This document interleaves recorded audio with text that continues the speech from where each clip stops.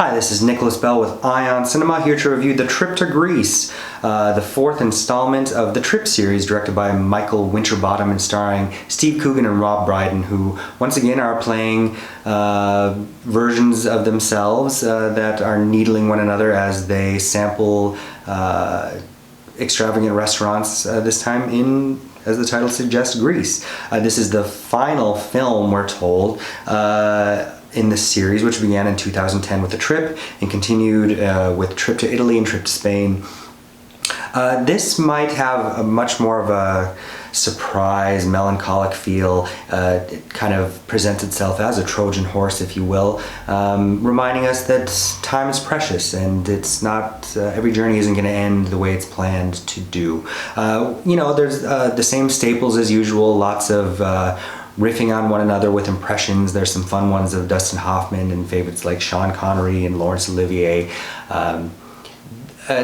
Brydon, who also always seems like the sweeter of the two, kind of had, Coogan seems to be a little gentler with him this time around, and of course a death in his family calls him back surprisingly, and the trip doesn't end as either of them expected to do.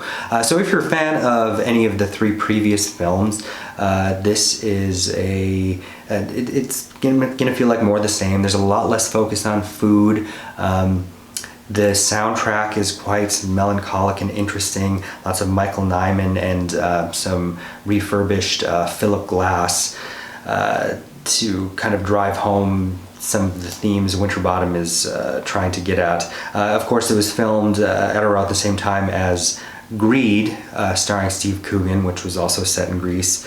And this is supposed to be retracing the steps of Odysseus, going from Troy to Ithaca, and of course they start out in Turkey here. Again, it feels like a lot more of the same and isn't as doesn't have as much pizzazz as, say, The Trip to Italy. Overall, if you enjoy any of these people or this director, you'd probably want to give it a look. I'd say, or I give the film 3 out of 5 stars. Thank you.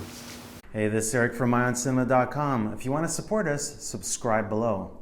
For more reviews, interviews, film festival coverage from Sundance, Cannes, Toronto, you want to check out these guys on this side.